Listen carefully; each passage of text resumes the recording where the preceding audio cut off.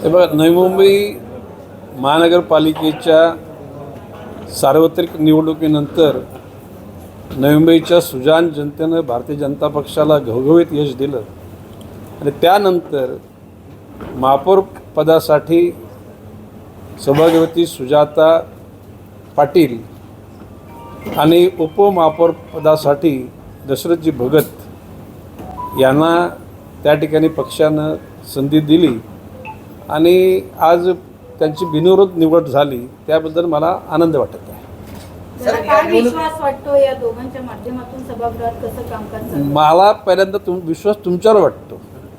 या नवी मुंबईच्या निवडणुकीच्या वेळेला मीडिया, ज्याला प्रिंट मीडिया, इलेक्ट्रॉनिक मीडिया आणि सोशल मीडियाने सत्याची बाजू धरली आणि त्या पद्धतीनं जनतेला तुम्ही जागृत केलं आणि जनता जागृत झाल्यानंतर हे यश मिळालेलं आहे.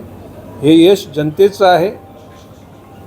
माननीय पंतप्रधान नरेंद्रजी मोदी यांच्या घवघवत्या आणि प्रभावशाली नेतृत्वाचं आहे. राज्यामध्ये देवेंद्र फडणवीस यांच्या मुख्यमंत्रीपदानंतर घेतलेल्या आक्रमक निर्णयांचा आहे आणि संघटन कौशल्य चतुर असलेल्या प्रदेशाध्यक्ष रवींद्र चव्हाणांचं सुद्धा आहे.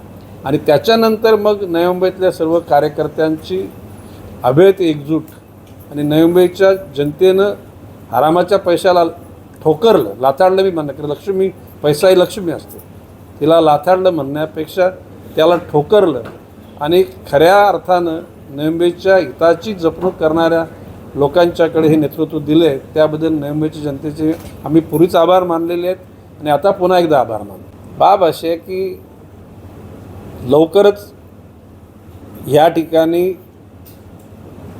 ज्या सभागृहामधले आजी माजी असलेले ज्येष्ठ श्रेष्ठ जे नगरसेवक होते, पदाधिकारी होते, त्या सर्वांना एकत्र बोलून नवी मुंबईच्या 5 वर्षाची दिशा निश्चित ठरवली जाईल.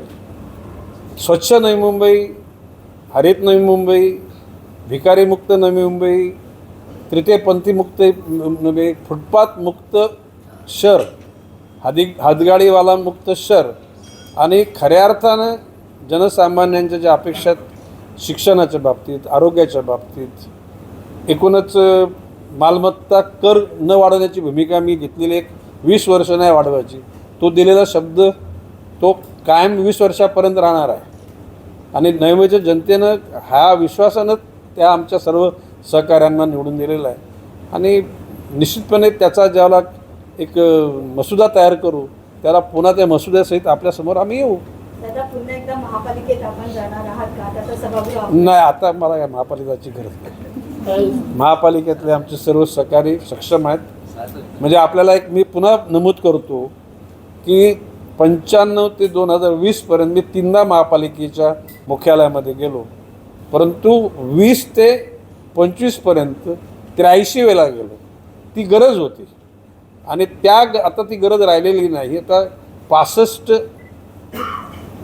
आमच्या विचाराचे, जनसामान्यांशी बांधिलकी असलेले आणि स्वच्छ कारभार करण्याची, हात स्वच्छ ठेवण्याची भूमिका असलेले बंधू आणि भगिनी हे आमचे प्रतिनिधी केले आहेत आणि मला ते चिंता नाही.